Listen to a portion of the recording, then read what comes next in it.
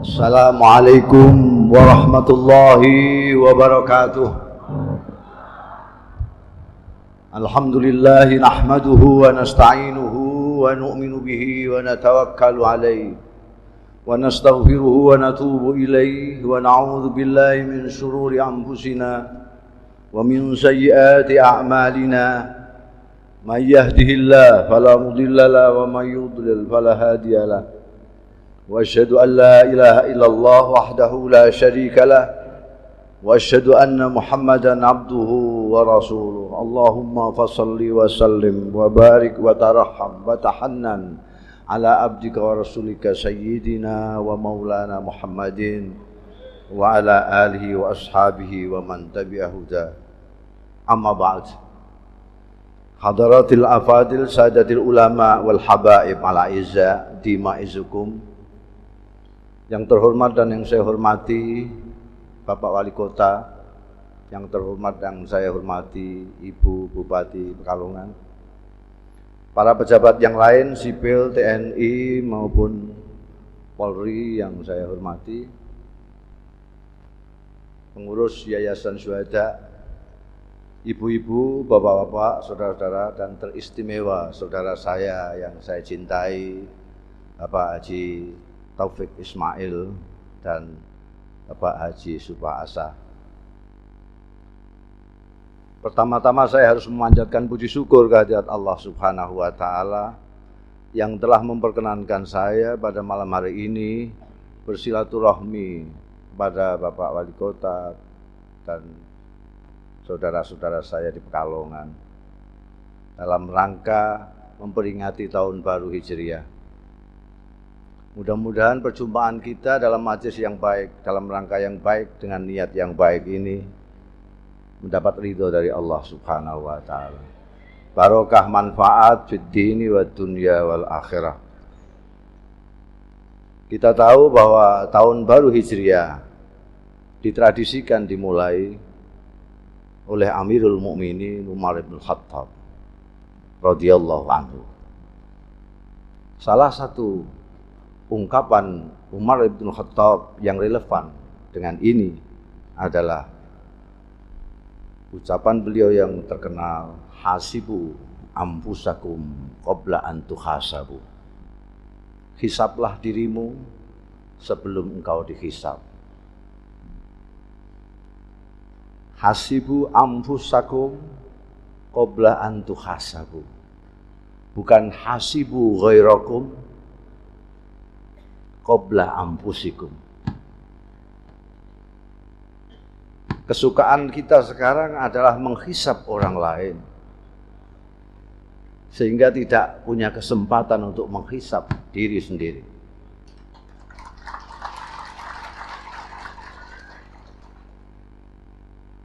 Anfusakum di sini akan saya bawa pengertiannya kepada umat Islam. Kenapa? Karena Indonesia ini mayoritas adalah umat Islam. Kalau Indonesia ini maju dan berjaya, maka orang Islamlah yang pertama-tama harus bersyukur. Tapi kalau terpuruk seperti sekarang, umat Islamlah yang paling bertanggung jawab.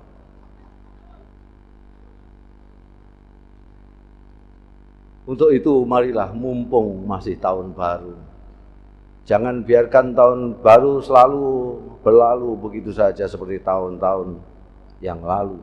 Mari kita hisab diri kita sendiri, umat Islam. Saya sedang menyiapkan buku yang berisi tentang salah kaprah keberagamaan umat Islam Indonesia. Saya sudah mengumpulkan 30 kesalah kaprahan beragamanya umat Islam. Salah kaprah itu artinya salah tapi karena kaprah dianggap tidak salah.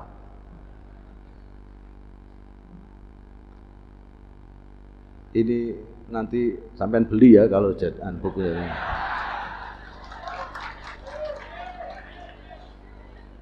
Saya merasa sekarang ini agak sungkan baca Quran. Nggak tahu sampean orang Islam ini apa baca Quran terus apa enggak. Saya sendiri itu sungkan karena saya merasa sekarang ini Quran itu selalu menyinggung perasaan saya. Setiap membaca Quran saya terlalu tersinggung. Ini saya baca ini ayat orang kafir kok mirip saya. Ini ayat tentang orang munafik kok persis kelakuan saya. Ini ayat untuk orang mukmin kok sama sekali tidak sama dengan saya.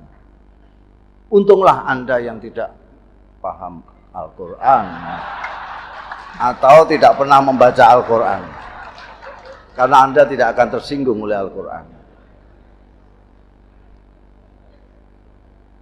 Tahsabuhum jami'an wa qulubuhum syatta. Itu untuk orang munafik. Anzartahum am lam tunzirhum la yu'minun. Itu untuk orang kafir. Wa idza qamu ila salati qamu kusala. Itu untuk orang munafik. Wal mu'minuna wal mu'minat ba'duhum awliya'u ba'din. Itu untuk komunitas kaum mukminin mukminat. Jadi kalau orang Islam tidak membenahi dirinya sendiri, insya Allah sampai kiamat kurang 2 hari, Indonesia akan masih seperti sekarang. Udah, tausiahnya sekian saja.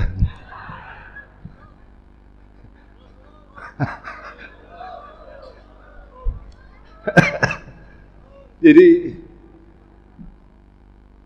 saya akan ambil contoh. Tadi sudah ada contoh-contoh yang lewat puisi, ada yang lewat orasi budaya.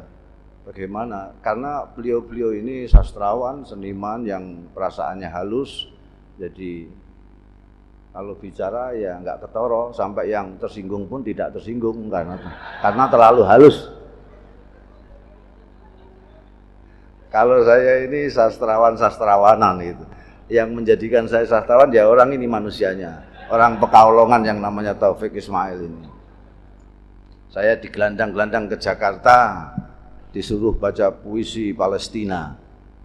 Kemudian diundang lagi oleh beliau dalam acara yang aneh bin ajaib waktu itu. Kalau sekarang sudah tidak aneh lagi. Waktu itu beliau mengadakan acara mubalek baca puisi. Dan saya terpaksa jadi sastrawan tiban, jadi penyair tiban, jadi langsung naik kereta dari Tawang ke Jakarta bikin puisi untuk saya baca di acaranya Mas Taufik itu. Ternyata saya langsung mendapat fun banyak sekali. Mungkin barokahnya dongo bukan barokahnya puisinya. Jadi tadi sudah banyak yang dikemukakan dan ini kalau saya kemukakan di sini contoh-contoh salah kaprah ini, nanti sampai nggak beli bukunya.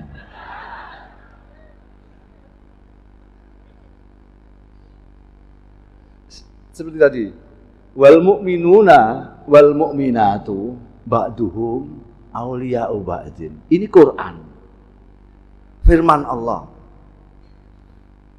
Ini Quran berbicara tentang komunitas. Jadi dalam Quran ada yang berbicara tentang komunitas orang Islam, ada yang berbicara tentang person-person orang Islam. Komunitas orang Islam seharusnya seperti Al-Quran itu. Orang mukmin laki-laki atau orang mukmin perempuan itu satu sama lain adalah aulia. Aulia itu jamaknya wali. Para mufassir ada yang memaknai wali itu sebagai kekasih, ada yang memaknai penolong. Tapi saya mempunyai makna yang lebih pas daripada tafsir-tafsir yang lain. Menurut saya maknai wali itu bolo. Nggak tahu saya bahasa Indonesia apa itu Mas Taufik. Bolo. Bolo itu istilah di dalam perang. Kalau tidak musuh, bolo. Jadi kenapa saya memilih arti bolo? Karena ada hadis yang menyebutkan bahwa siapa yang berani dengan auliaku Allah, maka aku akan mengumumkan perang kepadanya. Sehingga, dan itu lebih tepat. orang mukmin satu dengan yang lain itu adalah bolo. Artinya bukan musuh. Itu bolo apa musuh? Musuh tembak der. Bolo atau musuh? Bolo. Ya, tidak ditembak, mong bolo. Kalau ada bolo menembak bolo, itu kecelakaan. Seperti yang terjadi di Perang Teluk tempo hari. Tentara Amerika itu bolo, sekutunya tentara Inggris. Tiba-tiba tentara Amerika menembak tentara Inggris. Itu kecelakaan. Sekarang Anda orang mukmin, saya orang mukmin. Anda bolo saya bolo Anda. Kalau sampean berkelahi dengan saya, itu kecelakaan. Atau sama-sama tidak membaca Quran. Antara dua itu alternatifnya. Ada sekarang di sini bolo yang berkelahi dengan bolo setiap hari. Dulu malah ada perkelahian antar bolo 5 tahun pisan.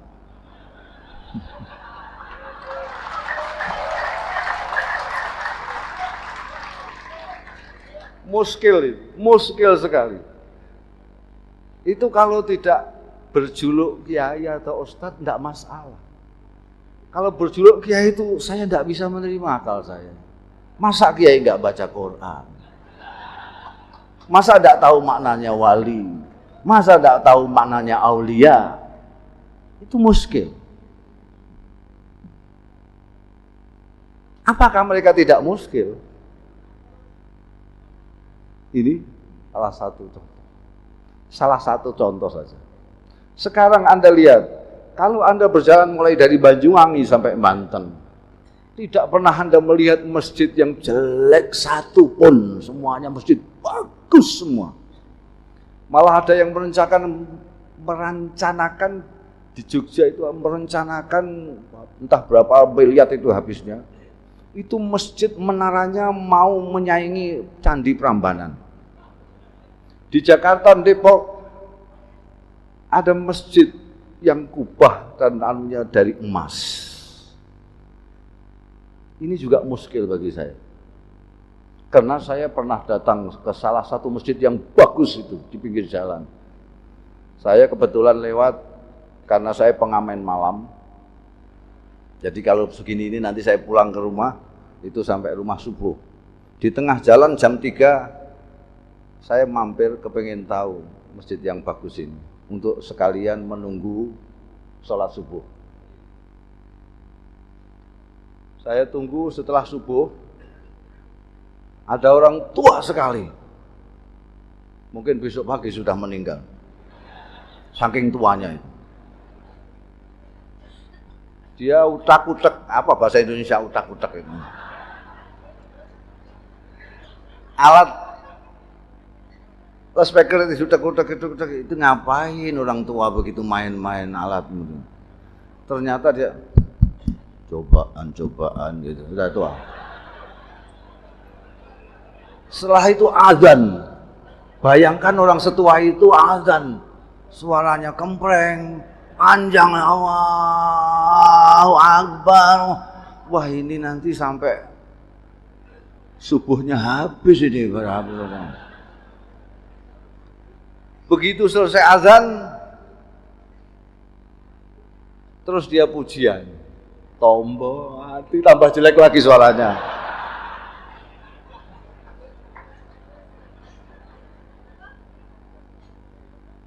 Saya tunggu pujiannya ini, tombo hatinya sampai berkali-kali diulang-ulang. Saya kok nggak ada komat-komat ini, nanti ini saya lihat sudah akan terbit matahari ini. Tiba-tiba dia komat itu, seperti tahu membaca perasaan saya ya. Langsung dia komat, Allahu Akbar, Allahu Akbar. Saya tengah-tengah, masjid besar sekali. Ini lewat mana imamnya ini? Kok orang ini sudah komat gitu. Qad qamat Allahu Akbar, Allahu Akbar. Itu dia sambil jalan ke pengimaman gitu.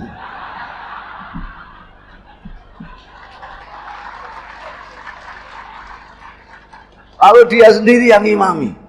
Saya pikir ini kalau saya tidak ada, makmumnya juga dia juga ini. Yang azan dia, yang qomat dia, yang pujian dia, yang imami dia, naga-naganya yang makmum setiap hari juga dia juga. Ini muskil. Ibaratnya orang belum punya mobil kok sudah bikin garasi. Itu orang gendeng itu. Lu kamu kok bikin garasi bagus sekali. Ya, bukan nanti-nanti punya mobil. Aneh.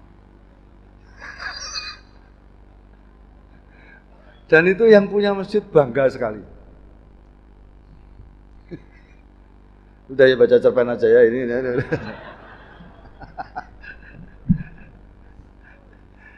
Saya itu sebetulnya sudah lama saya ingin menghentikan penggawaian tausiah mau itu hasanah apa itu. Sebab itu ada dawuhnya Rasulullah min husni islamil mar'i tarkuhu ma la ya'ni. Termasuk baiknya Islamnya seseorang itu meninggalkan sesuatu yang tidak ada gunanya.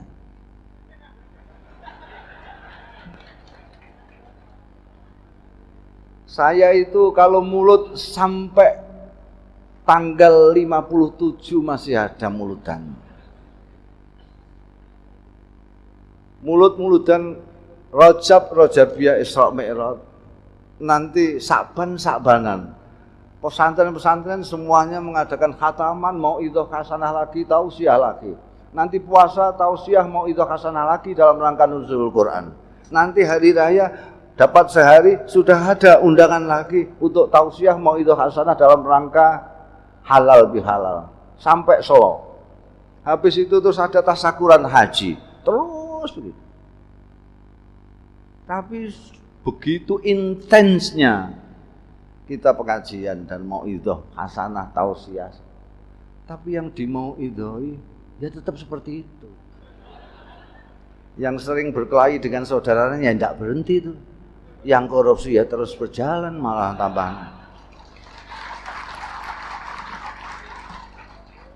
Nah ini kan ya namanya tidak ada gunanya kok diterus-teruskan ini. Lebih baik kan bikin cerpen.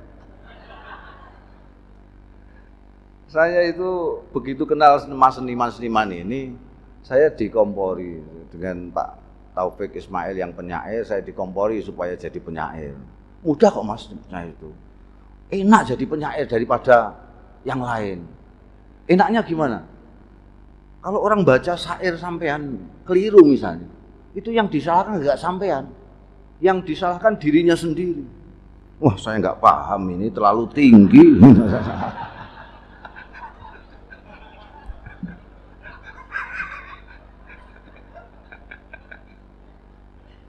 Lalu saya ketemu sama cerpenis.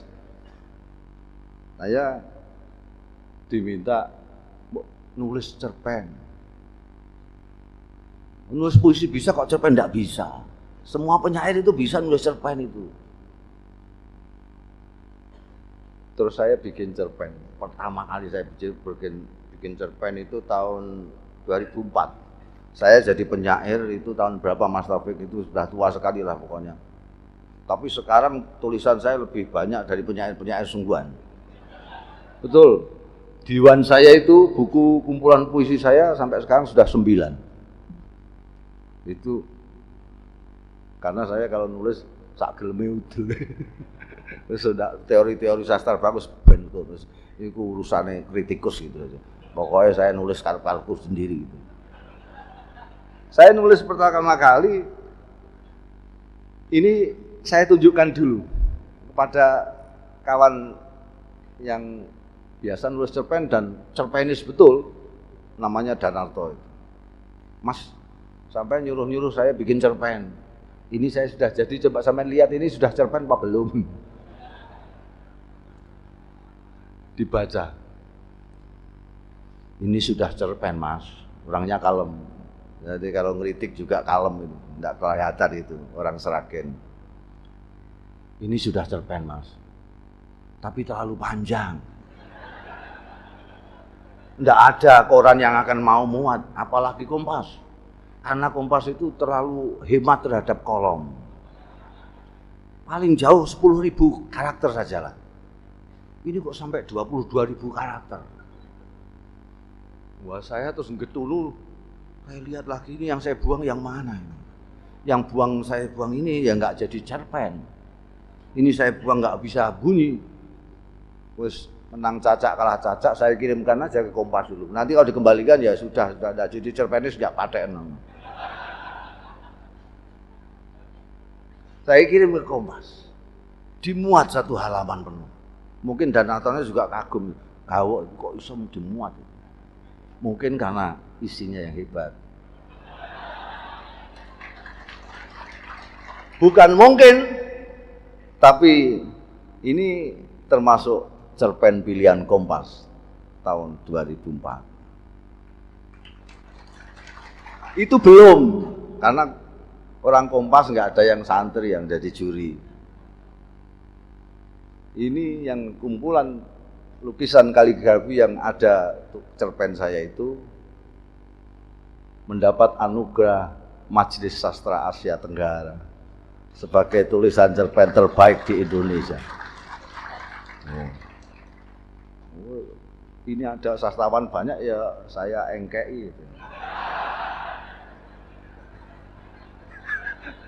Karena beliau-beliau ini sudah penghargaan sudah tidak karu-karuan banyaknya itu. Jadi saya dapat sekali kan semenengnya karuan. Lah yang menarik ketika cerpen itu dimuat di Kompas, orang pada nelpon saya tanya tokoh yang saya ceritakan di Kompas itu. Karena dia ingin ketemu. Karena dia mempunyai masalah besar. Bahkan dari Keraton Solo itu minta ketemu Kiai Tawakal. Kiai Tawakal itu kiai isapan jempol saya yang ada di cerpen saya ini. Ketika ini saya baca di Yogyakarta, seperti sekarang ini banyak sekali, tapi kebanyakan mahasiswa. Ketika saya baca, khusyuknya yang mendengarkan melebihi khusyuknya jamaah masjid ketika saya khutbah.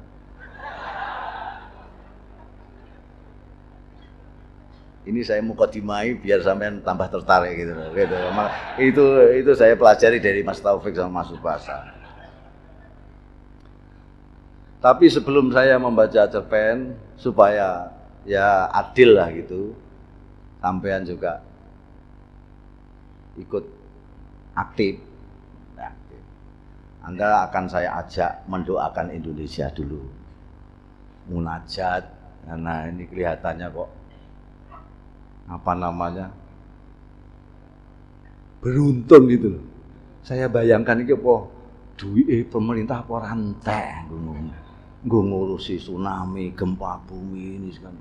Kalau di Quran ini hanya fil bahri wal bahri. Ini sampai fil jawi. Nanti Anda akan mendengarkan dendangnya Habib Lutfi. Saya kaget tadi ketika didengarkan proofnya. Judulnya lagu itu Cinta Indonesia. Dan itu ada irama padang pasirnya sedikit, ada Cina sedikit, dangdut sedikit, pop sedikit, wah luar biasa. Ini Pekalongan jago betul ini.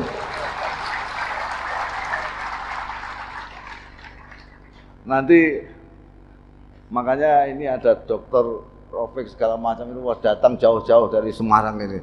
Ingin tahu apa benar Habib Lutfi bisa mengarang lagu. Kalau hanya Tol Al-Badru gitu aja saya bisa gitu.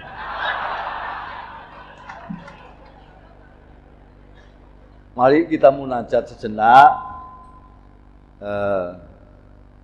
bersama-sama. Siapa tahu di antara kita ini ada yang bolone Gusti Allah. Dari sekian banyak konon hanya 40 saja ada bolone Gusti Allah satu. Ini sekian banyaknya mungkin ada. Dan mungkin nanti itulah yang menyebabkan munajat kita diterima oleh Allah. Mari kita mulai dengan yang biasa Anda baca. Lagu saya tidak seindah Habib Lutfi, tapi pokoknya cukup lah gitu. Bismillahirrahmanirrahim. Alal kafi salatullah, ala syafi salamullah, bimuhyiddin khalisna anil balwa ya Allah. Alal kafi salatullah, ala syafi salamullah, bimuhyiddin khalisna anil balwa ya Allah. Ibadallah, rijalallah, aghithuna li ajlillah, wa kunu a'nana lillah, asa nahdha bifadlillah. Alal kafi salatullah, ala syafi salamullah, bimuhyiddin khalisna anil balwa ya Allah.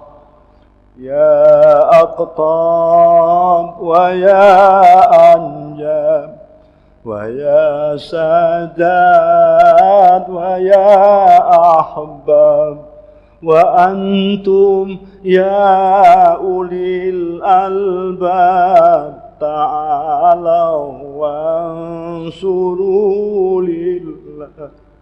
Alal kafi salatullah, ala kafi salamullah, mughliddin khalisna anil balwa. Sa'alnakum walizulfa rajaunakum, wa fi amrin qasadnakum, fasuddu azmakum lillah. Alal kafi salatullah, ala syafi salamullah, bimuhyiddin khalisna anil balwa ya Allah. Ya Rabbi bisadati tahaqqaq li isyarati, asa ta'ti bisyarati, wa tasfu waqtuna lillah. Al-kafi salatullah, ala syafi salamullah, bimuhyiddin khalisna anil balwa ya Allah. Bikashfil khujbi an aini, wa rafa'il bayni min bayni, wa tamsil kaifi wal aini, binuril wajhi ya Allah. Al-kafi salatullah, ala safi salamullah, bimuhyiddin خلصنا عن البلواء يا الله صلاة الله مولانا على من بالهدى جانا ومن بالحق أولانا شفيع الخلق عند الله على الكافي صلاة الله على النبي سلام الله بمحيي الدين خلصنا عن البلواء يا الله. Rasulullah sallallahu alaihi wasallam bersabda, man shalla alayya marra sallallahu alaihi asra, atau kama qala Rasulullah sallallahu alaihi wasallam, siapa yang berselawat kepadaku satu kali, Allah akan mengimbali dengan 10 kali. Selawat yang dari Allah adalah rahmat, seperti disebutkan dalam Al-Quran, alladzi yusalli alaikum wa malaikatuhu liyukhrijakum minadh-dhulumat ilan nur. Kita berselawat tadi, mudah-mudahan Allah mengeluarkan kita dari gumpalan-gumpalan gelap gulita Indonesia ini menuju terang benderang cahayanya. Saya akan baca puisi yang pertama dan yang terbaik. Setelah jadi cerpen saya yang pertama ini yang terbaik, setelah itu jelek semua. Ya cuma ini tok yang baik. Ini saya baca spesial untuk Anda. Judulnya Gus Ja'far. Di antara putra-putra Kiai Saleh, pengasuh pesantren Sabilul Muttaqin dan sesepuh di daerah kami, Gus Ja'farlah yang paling menarik perhatian masyarakat. Mungkin Gus Ja'far tidak sealim dan sepandai saudara-saudaranya, tapi dia mempunyai keistimewaan yang membuat namanya tenar hingga keluar daerah. Malah konon beberapa pejabat tinggi dari pusat memerlukan sowan khusus ke rumahnya setelah mengunjungi Kiai Saleh. Kata Kang Solikin yang dekat dengan keluarga dalem, bahkan Kiai Saleh sendiri segan dengan anaknya yang satu itu. Kata Kiai, Gus Ja'far itu lebih tua dari beliau sendiri. Cerita Kang Solikin suatu hari kepada kawan-kawannya yang sedang membicarakan putra bungsu Kiai Saleh itu. Saya sendiri tak paham apa maksudnya kok anaknya lebih tua dari beliau itu.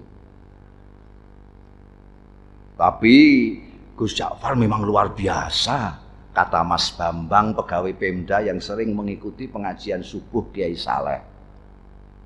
Matanya itu loh, sekilas saja beliau melihat kening orang, kok langsung bisa melihat rahasianya yang tersembunyi.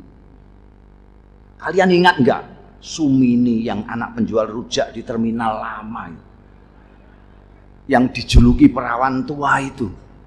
Sebelum dilamar orang Sabrang kan ketemu Gus Ja'far. Waktu itu Gus Ja'far bilang, "Sum, kulihat kok keningmu kok bersinar, sudah ada yang ngelamar ya?" Duh, tak lama kemudian orang Sabrang itu datang melamar Sumini. Kang Kandar kan juga begitu, timpal Mas Guru Slamet. Kalian kan mendengar sendiri ketika Gus Ja'far bilang kepada tukang kebun SD 4 itu, "Kang, saya lihat hidung sampean kok sudah bengkok. Sudah capek menghirup napas ya?" Loh, ternyata besoknya Kang Kandar meninggal.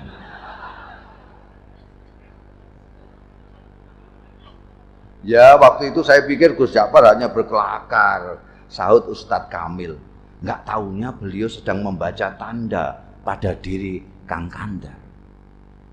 Saya malah mengalami sendiri, kata Lek Salamun pemborong yang dari tadi sudah kepengen ikut bicara. Waktu itu tak ada hujan, tak ada angin, Gus Ja'far bilang kepada saya, wah saku sampean kok mondol-mondol, dapat proyek besar ya? Padahal saat itu saku saya justru sedang kempes-kempesnya. Dan percaya atau tidak, esok harinya saya memenangkan tender yang diselenggarakan Pemda tingkat provinsi. Apa yang begitu itu yang disebut ilmu kasab ya? Tanya Pak Carik yang sejak tadi hanya asik mendengarkan. Mungkin saja, jawab Ustadz Kamil. Makanya saya justru takut ketemu Gus Ja'far itu. Takut dibaca tanda-tanda buruk saya. Lalu pikiran saya terganggu. Maka ketika kemudian sikap Gus Ja'far berubah, masyarakat pun geger. Terutama para santri Kalong, orang-orang kampung yang ikut mengaji tapi tidak tinggal di pesantren seperti Kang Solikin yang selama ini merasa dekat dengan beliau. Mula-mula Gus Ja'far menghilang berminggu-minggu. Kemudian ketika kembali, tahu-tahu sikapnya berubah menjadi manusia biasa. Dia sama sekali berhenti dan tak mau lagi membaca tanda-tanda.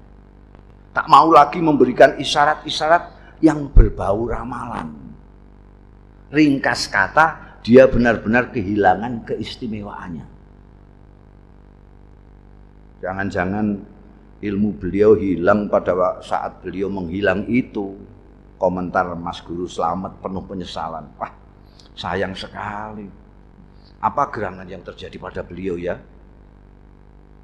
Kemana beliau pergi saat menghilang pun kita tidak tahu, kata Lek Salamun. Kalau saja kita tahu kemana beliau pergi, mungkin kita akan mengetahui apa yang terjadi pada beliau dan mengapa beliau kemudian berubah. Tapi bagaimanapun ini ada hikmahnya, ujar Ustadz Kamil. Paling tidak kini kita tidak bisa setiap saat menemui Gus Ja'far paling tidak kini kita bisa setiap saat menemui Gus Ja'far tanpa merasa deg-degan dan was-was. Bisa mengikuti pengajiannya dengan niat tulus mencari ilmu, tidak takut ditebak-tebak. Maka jika kita ingin mengetahui apa yang terjadi dengan Gus kita ini, hingga sikapnya berubah dan ilmunya hilang, sebaiknya kita langsung saja menemui beliau.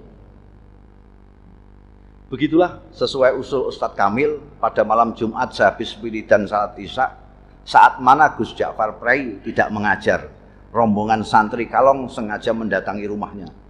Kali ini hampir semua anggota rombongan merasakan keakraban Gus Ja'far jauh melebihi yang sudah-sudah. Mungkin karena kini tidak ada lagi sekat berupa rasa segan, was-was dan takut dibaca tanda-tandanya. Setelah ngobrol kesana kemari, akhirnya Ustadz Kamil berterus terang mengungkapkan maksud utama kedatangan rombongan. Gus, di samping silaturahmi seperti biasa, malam ini kami datang juga dengan sedikit keperluan khusus. Singkatnya, kami penasaran dan sangat ingin tahu latar belakang perubahan sikap sampean. Perubahan apa? Tanya Gus Ja'far sambil tersenyum penuh arti. Sikap yang mana? Kalian ini ada-ada saja. Saya kok merasa tidak berubah.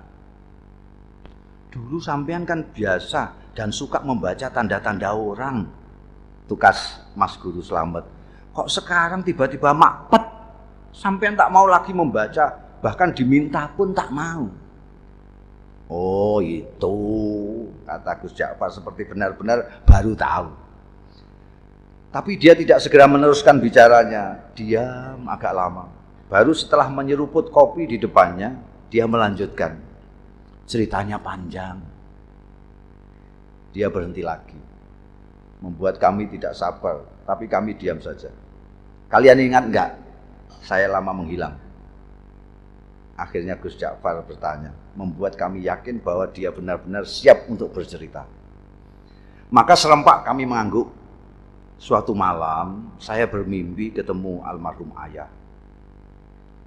Dan saya disuruh mencari seorang wali sepuh yang tinggal di sebuah desa kecil di lereng gunung yang jaraknya dari sini sekitar 200 km ke arah selatan. Namanya Kiai Tawakal. Kata ayah dalam mimpi itu, hanya kiai-kiai tertentu yang tahu tentang kiai yang usianya sudah lebih 100 tahun ini. Santri-santri belajar kepada beliau pun rata-rata sudah disebut kiai di daerah masing-masing.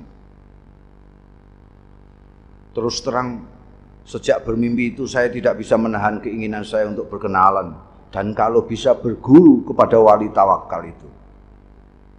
Maka dengan diam-diam dan tanpa pamit siapa-siapa, saya pun pergi ke tempat yang ditunjukkan ayah dalam mimpi dengan niat bil barokah dan menimba ilmu beliau.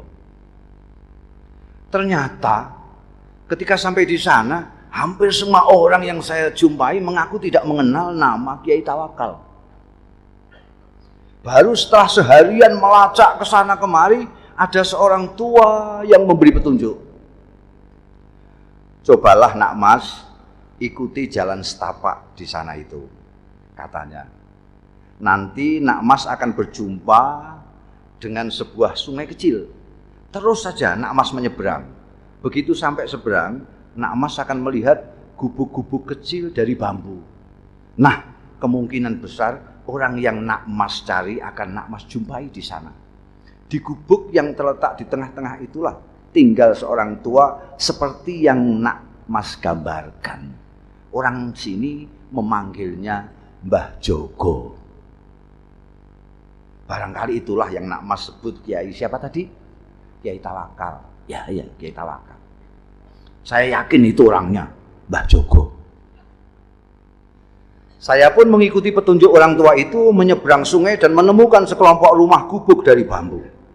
Dan betul, di gubuk bambu yang terletak di tengah-tengah, saya menemukan Kiai Tawakal alias Mbah Jogo sedang dikelilingi santri-santrinya yang rata-rata sudah tua. Saya diterima dengan penuh keramahan, seolah-olah saya sudah merupakan bagian dari mereka.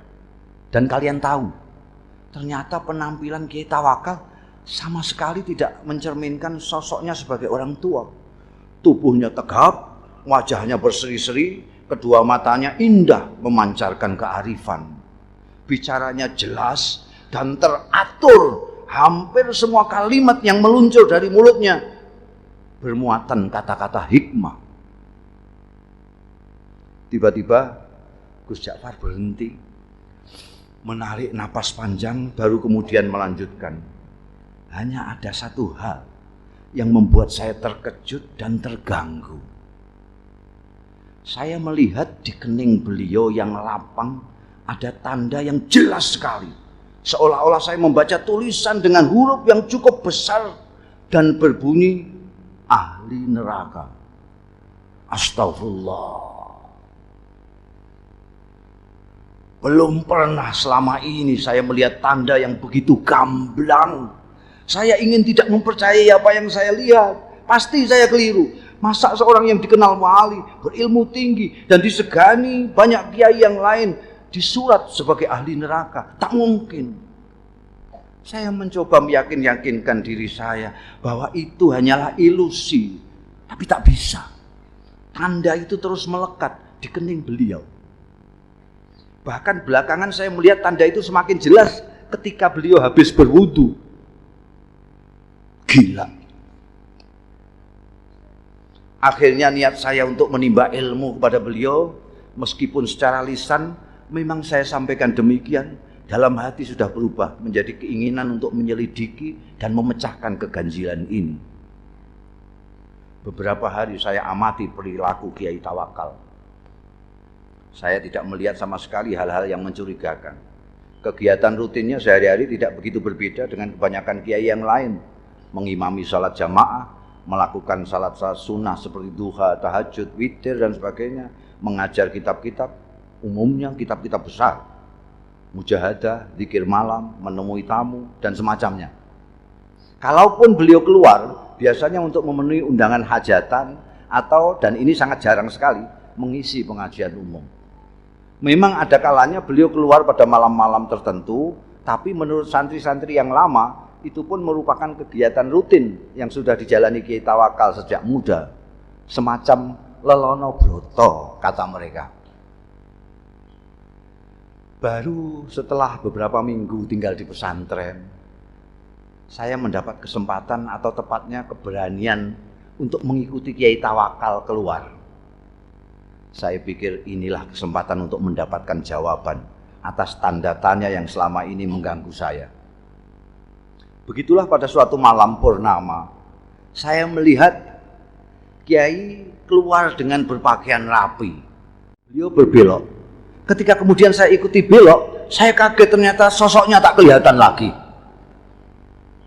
Yang terlihat justru sebuah warung yang penuh pengunjung. Terdengar gelak tawa ramai sekali. Dengan bengong saya mendekati warung terpencil dengan penerangan petromak itu. 2 orang wanita, yang satu masih muda, yang satu lagi agak lebih tua, dengan dandanan yang menor, sibuk melayani pelanggan sambil menebar tawa genit ke sana kemari. Tidak mungkin Kiai mampir ke warung ini, pikir saya. Ke warung biasa saja tidak pantas, apalagi warung yang suasananya saja mengesankan kemesuman itu. Mas Ja'far, tiba-tiba saya dikagetkan oleh suara yang tak asing di telinga saya, memanggil-manggil nama saya. Masya Allah, saya hampir tidak mempercayai pendengaran dan penglihatan saya. Memang betul, mata saya melihat Kiai Tawakal melambaikan tangan dari dalam warung. Dengan kikuk dan pikiran tak karuan, saya pun terpaksa masuk dan menghampiri Kiai saya yang duduk santai di pojok. Warung penuh dengan asap rokok. Kedua wanita menor menyambut saya dengan senyum penuh arti. Kiai Tawakal menyuruh orang di sampingnya untuk bergeser. Kasih kawan saya ini tempat sedikit. Lalu kepada orang-orang yang ada di warung, Kiai memperkenalkan saya. Katanya, ini kawan saya, dia baru datang dari daerah yang cukup jauh. Cari pengalaman, katanya. Mereka yang duduk dekat serta-merta mengulurkan tangan, menjabat tangan saya dengan ramah. Sementara yang jauh melambaikan tangan. Saya masih belum sepenuhnya menguasai diri. Masih seperti dalam mimpi. Ketika tiba-tiba saya dengar Kiai menawari, minum kopi ya? Saya mengangguk asal mengangguk. Kopi satu lagi yuk, kata Kiai kepada wanita warung sambil mendorong piring jajan ke dekat saya. Silakan, ini namanya Rondo Royal. Tape goreng kebanggaan warung ini. Lagi-lagi saya hanya mengangguk kepala asal mengangguk. Kiai Tawakal kemudian asik kembali dengan kawan-kawannya dan membiarkan saya bengong sendiri. Saya masih tak habis pikir, bagaimana mungkin Kiai Tawakal yang terkenal waliullah dan dihormati para kiai lain bisa berada di sini, akrab dengan orang-orang beginian, bercanda dengan wanita warung. Inikah yang disebut lelono broto? Ataukah ini merupakan dunia lain beliau yang sengaja disembunyikan dari umatnya? Tiba-tiba saya seperti mendapat jawaban dari tanda tanya yang selama ini mengganggu saya, dan karenanya saya bersusah payah mengikutinya malam ini. Oh, pantas di keningnya aku lihat tanda itu. Tiba-tiba sikap dan pandangan saya terhadap beliau berubah. Mas, sudah larut malam. Tiba-tiba suara Kiai Tawakal membuyarkan lamunan saya. Kita pulang yuk. Dan tanpa menunggu jawaban saya, Kiai membayari minuman dan makanan kami, berdiri, melambai kepada semua, kemudian keluar. Seperti kerbau dicocok hidung, saya pun mengikutinya. Ternyata setelah melewati kebun sengon, Kiai Tawakal tidak menyusuri jalan-jalan yang tadi kami lewati. Biar cepat, kita mengambil jalan pintas saja ya, katanya. Kami melewati pematang, lalu menerobos hutan, dan akhirnya sampai di sebuah sungai. Dan sekali lagi saya menyaksikan kejadian yang mengguncangkan. Kiai Tawakal berjalan di atas permukaan air sungai seolah-olah di atas jalan biasa saja. Delonyor-delonyor. Sampai di seberang, beliau menoleh ke arah saya yang masih berdiri mematung. Beliau melambai, ayo, teriaknya. Untung saya bisa berenang. Saya pun kemudian berenang menyeberangi sungai yang cukup lebar, sampai di seberang ternyata Kiai Tawakal sudah duduk-duduk di bawah pohon randu alas menunggu. Kita istirahat sebentar katanya, tanpa menengok saya yang sibuk berpakaian. Kita pasti punya waktu, insya Allah sebelum subuh kita sudah sampai pondok. Setelah saya ikut duduk di sampingnya, tiba-tiba dengan suara berwibawa, Kiai berkata mengejutkan, "Bagaimana? Kau sudah menemukan apa yang kau cari? Apakah kau sudah menemukan pembenar dari tanda yang kau baca di kening saya? Mengapa kau seperti masih terkejut? Apakah kau yang mahir melihat tanda-tanda menjadi ragu terhadap kemahiranmu sendiri?" Dingin air sungai rasanya semakin menusuk mendengar rentetan pertanyaan beliau yang menelanjangi itu. Saya tidak bisa berkata apa-apa. Beliau yang kemudian terus berbicara, "Anak muda, kau tidak perlu mencemaskan saya hanya karena kau melihat tanda ahli neraka di kening saya. Kau pun tidak perlu bersusah payah mencari bukti yang menunjukkan bahwa aku memang pantas masuk neraka. Karena pertama, apa yang kau lihat belum tentu merupakan hasil dari pandangan kalbumu yang bening. Kedua, kau tak akan tahu sebagaimana neraka, surga, aku adalah milik Allah. Maka terserah kehendaknya, apakah ia mau memasukkan diriku ke surga atau ke neraka. Untuk memasukkan hambanya ke surga atau neraka, sebenarnya lah ia tidak memerlukan alasan. Sebagai kiai, apakah kau berani menjamin amalmu pasti mengantarkanmu ke surga kelak? Atau kau berani mengatakan bahwa orang-orang di warung yang tadi kau pandang sebelah mata itu pasti masuk neraka?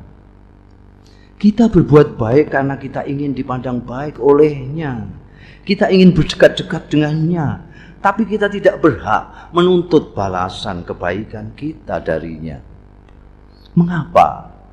Karena kebaikan kita pun berasal darinya. Bukan begitu? Bukan begitu. Aku hanya bisa menuntut. Sementara Kiai Tawakal terus berbicara sambil menepuk-nepuk punggung saya. Kau harus lebih berhati-hati bila mendapat cobaan Allah berupa anugerah. Cobaan yang berupa anugerah tidak kalah gawatnya dibanding cobaan yang berupa penderitaan. Seperti mereka yang di warung tadi, kebanyakan mereka orang susah.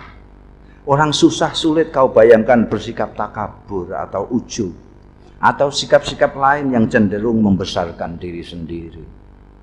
Berbeda dengan mereka yang mempunyai kemampuan dan kelebihan, godaan untuk takabur, sombong dan sebagainya itu datang setiap saat. Apalagi bila kemampuan dan kelebihan itu diakui oleh banyak pihak. Malam itu saya benar-benar merasa mendapatkan pemahaman dan pandangan baru dari apa yang selama ini sudah saya ketahui. Ayo kita pulang. Tiba-tiba Kiai bangkit. Sebentar lagi subuh. Setelah sembahyang subuh nanti kau boleh pulang. Saya tidak merasa diusir. Nyatanya memang saya sudah mendapat banyak dari Kiai luar biasa ini. Ketika saya ikut bangkit, saya celinguan. Kiai Tawakal sudah tak tampak lagi. Dengan bingung saya terus berjalan. Ku dengar azan subuh berkumandang dari sebuah surau, tapi bukan surau bambu kami.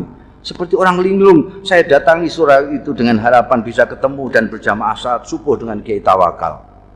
Tapi jangankan Kiai Tawakal, orang yang mirip beliau pun tak ada. Tak seorang pun dari mereka yang berada di surau itu yang saya kenal. Baru setelah sembahyang, seseorang menghampiri saya. "Apakah sampean Ja'far?" tanyanya. Ketika saya mengiyakan, orang itu pun menyerahkan sebuah bungkusan besar yang ternyata berisi barang-barang milik saya sendiri. "Ini titipan Mbah Jogo," katanya, "milik sampean." "Beliau di mana?" tanya saya buru-buru. "Mana saya tahu," jawab. "Mbah Jogo datang dan pergi semaunya. Tak ada seorang pun yang tahu dari mana beliau datang dan kemana beliau pergi." Begitulah ceritanya. Dan Kiai Tawakal alias Mbah Jogo yang telah berhasil mengubah sikap saya itu tetap merupakan misteri. Gus Ja'far sudah mengakhiri ceritanya, tapi kami yang dari tadi suntuk mendengarkan masih diam tercenung sampai Gus Ja'far kembali menawarkan sungguhannya. Monggo, monggo, didahar. Wassalamualaikum warahmatullahi wabarakatuh.